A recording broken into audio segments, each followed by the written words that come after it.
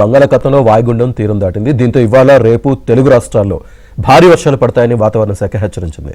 కోస్తా జిల్లాల్లో భారీ నుంచి అతి భారీ వర్షాలు కురుస్తాయంది. కోస్తాలో తీరం వెంబడి బలమైన గాలులు వీస్తున్నందున మత్స్యకారులు చేపల వేటకు వెళ్లొద్దని వాతావరణ శాఖ హెచ్చరించింది. ఇటు తెలంగాణలోనూ భారీ వర్షాలు కురుస్తున్నాయి. హైదరాబాద్లో మూసీ ఉగ్రరూపం దాల్చింది.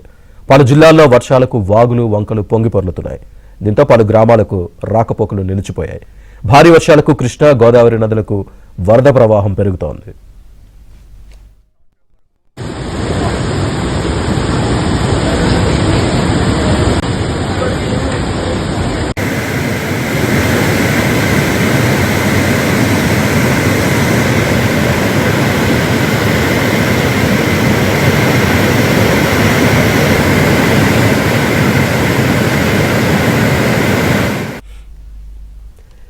మెదక్ జిల్లాలో ప్రసిద్ధ పుణ్యక్షేత్రం ఏడుపాయల వనదుర్గామాత ఆలయం ముందు వరద ఉధృతి భారీగా పెరిగింది. సింగూరు ప్రాజెక్టు నుంచి 1,24,000 క్యూసెక్ల నీటిని విడుదల చేయడంతో మాజీరావు పరివాహక ప్రాంతంలో ఉన్న ఏడుపాయల వనదుర్గామాత ఆలయం పూర్తిగా జలదిగ్బంధంలో చిక్కుకుంది. ఆలయం ముందు ఉన్న లడ్డు కౌంటర్ నీటి ప్రవాహంలో కొట్టుకుపోయింది. గతంలో ఎప్పుడూ లేనంతగా ఆలయంలో వరద పెరిగిందని స్థానికులు అంటున్నారు. ఎల్లాపూర్ బ్రిడ్జ్ నుంచి నీరు ప్రవహిస్తూ ఉండడంతో పోలీసులు రాకపోకలు నిలిపేశారు.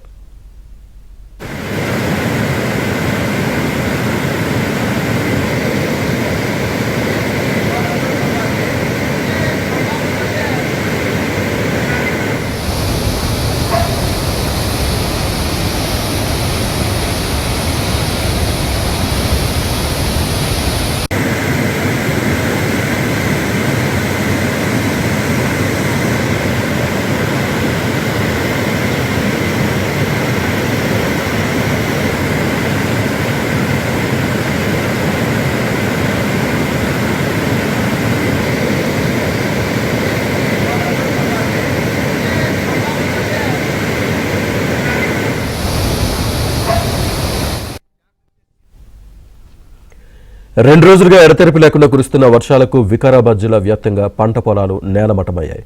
పత్తి, మొక్కజొన్న, కంది పంటలు నీట మునగడంతో పొలాలు చెరువులను తలపిస్తున్నాయి.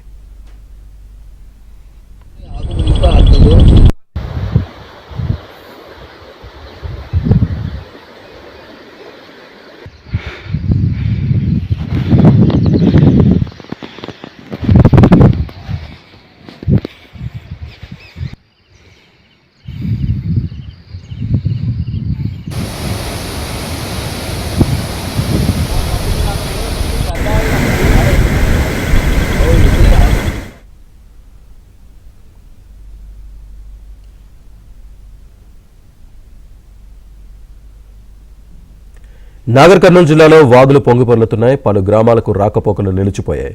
పెద్దకొత్తపల్లి నుంచి కోడేరు వస్తుండగా వాగులో బైక్పై వస్తున్న ఓ వ్యక్తి కొట్టుకుపోయాడు. వెంటనే స్థానికులు ఆ వ్యక్తిని కాపాడారు. బైక్ను బయటకు తీశారు.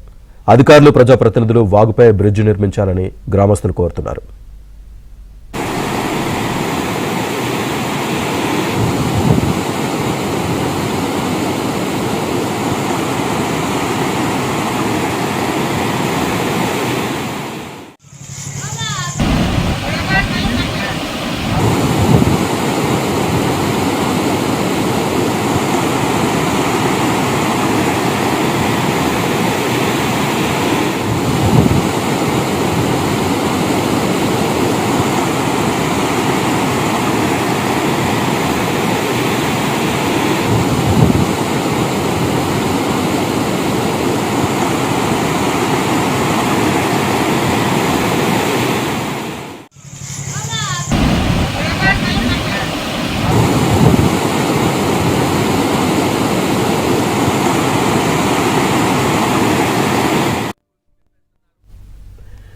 వనపర్తి జిల్లా శ్రీరంగపురం మండలం శ్రీరంగ సముద్రం జలాశయానికి వరద పోటెత్తింది. ఓ గేటుని నీటిని దిగువకు విడుదల చేశారు.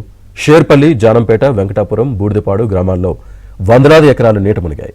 వరి పంట చేతికొచ్చే దశలో నీట మునిగిపోవడంతో రైతులు కన్నీరు మున్నీరవుతున్నారు. ఆదుకోవాలని కోరారు. సర్లసాగర్ ప్రాజెక్టు నుంచి దిగువకు నీటిని వదిలారు. మదనపురం సమీపంలో కాజ్వే బ్రిడ్జిపై వరద నీరు ప్రవహిస్తూ ఉండడంతో ఆత్మకూరు, వనపర్తి, కొత్తకోట, మదనపురం మండలాల మధ్య రాకపోకలు పూర్తిగా నిలిచిపోయాయి.